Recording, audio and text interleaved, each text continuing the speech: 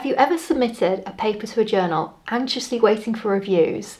Now imagine no one stepped up to review it. The peer review system relies on authors like you, so why aren't more authors becoming reviewers? Let's talk about why this matters and how it will actually benefit your own research. And if we haven't met before, I'm Claire, and I try and help healthcare professionals create careers that they love with a focus on the research element of careers in this video. And I remember after I had my first paper published, I would start getting invitations to review other people's manuscripts, but I was scared. I didn't think I knew enough or was clever enough. But the truth is that the peer review is the backbone of academic publishing, because without peer reviewers, there is no academic publishing.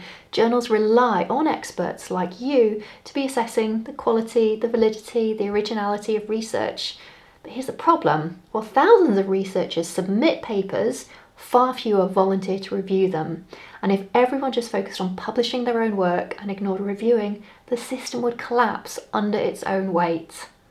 Now, I am a realist. I completely get the challenges of how full-on busy we are with our workload. So when you get an email land in your inbox asking you to review, it can be another heart-sink workload moment. And I get probably at least a dozen invitations every month, and I can't say yes to them all. So I tend to manage it on the basis of, if I have submitted a paper to that journal, then it's only fair that I review at least one in return. So I just wanted to outline what I see as the three main benefits to you as an author for saying yes to peer review.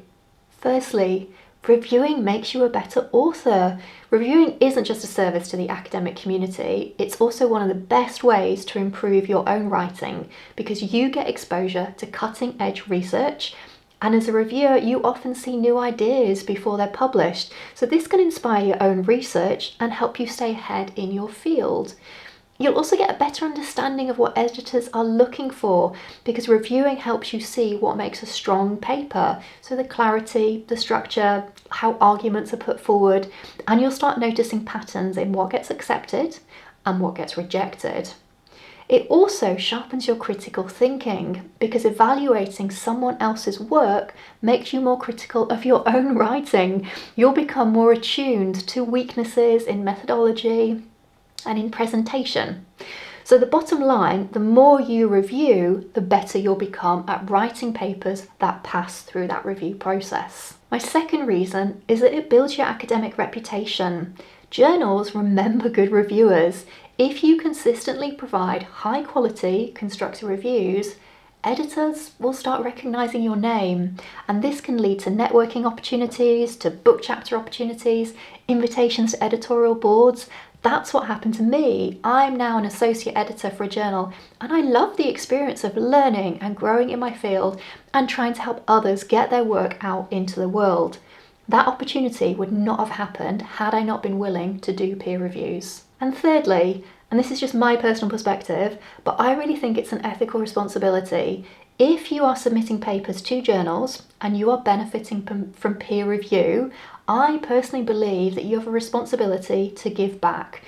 Because think about it, papers get reviewed by other academics and writers who take time out of their busy schedules to help improve your work. And the least that we can do is to return that favour to others. Now, it took me ages to build up the confidence to say yes to doing my first peer review. I thought I didn't know enough, I hadn't published enough, or was just too inexperienced. But my PhD supervisor really encouraged me to give it a go, and I'm so glad I did, as I have learned heaps along the way.